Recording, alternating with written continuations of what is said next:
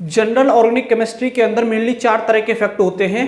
पहला होता है इंडक्टिव इफेक्ट, दूसरा रेजोनेंस, तीसरा इलेक्ट्रोमैग्नेटिक इफेक्ट और चौथा हाइपर कंजुगेशन। पहला आज हम पढ़ेंगे इंडक्टिव इफेक्ट। होता क्या है, मैं एक एग्जांपल के थ्रू आपको समझाता हूँ। फॉर एग्जांपल, अगर हमारे पास एक ईथेन का मॉलिक्यूल है, मतलब CH3 सिंगल बॉन्डेड CH3, ये जो बॉन्ड है कार्बन कार्बन के बीच का, अगर हम इसको ब्रेक करें बीच में से तो दोनों कार्बन के ऊपर कोई भी चार्ज नहीं आएगा, क्योंकि दोनों के अंदर कोई भी इलेक्ट्रोनेगेटिविटी का डिफरेंस नहीं है।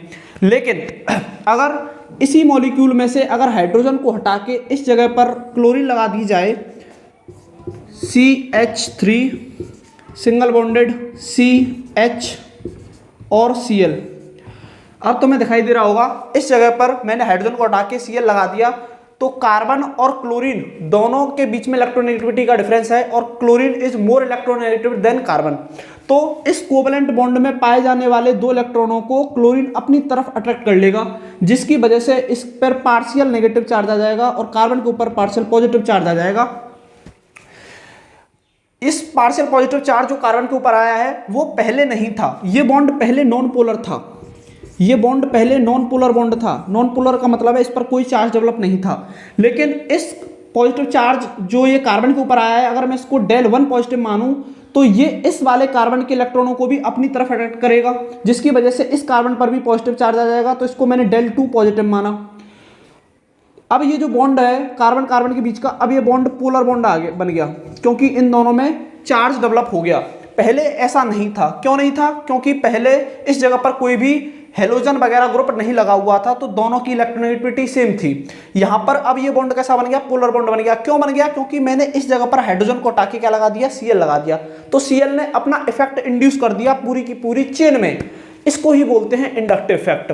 इसकी डेफिनेशन लिखी हुई है कि सिग्मा इलेक्ट्रॉनों का डिस्प्लेसमेंट होना किसी भी सैचुरेटेड कार्बन चेन में, सैचुरेटेड मतलब सिंगल बॉन्ड होना चाहिए उसमें, और सिग्मा इलेक्ट्रॉन भी किस में पाए जाते हैं? सिंगल बॉन्ड में ही पाए जाते हैं।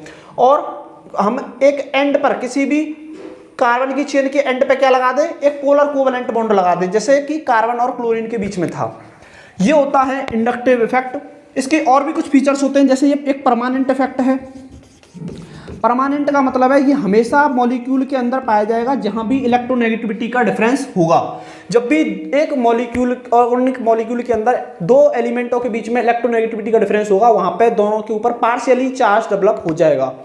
दूसरा, ये परमानेंट इफेक्ट है। दूसरा, ये एक डिस्टेंस डिपेंडेंट इफेक्ट है। डिस्टेंस डिपेंडेंट इफेक्ट है। इस बात का मतलब क्या है? जैसे अगर हमने एक और चेन ली, जैसे CH3 CH2 CH2 CH2 और इस जगह पर कोई हेलोजन लगा हुआ है, इसमें हमें पता है कि कार्बन और हेलोजन के बीच में इलेक्ट्रोनेगेटिविटी का डिफरेंस है, तो इस जगह पर इलेक्ट्रॉन ये अपनी तरफ खींच लेगा, इलेक्ट्रॉनों को अपनी तरफ खींच लेगा, तो इस पर डेल्टा नेगेटिव और इस कार्बन के ऊपर del1 पॉजिटिव।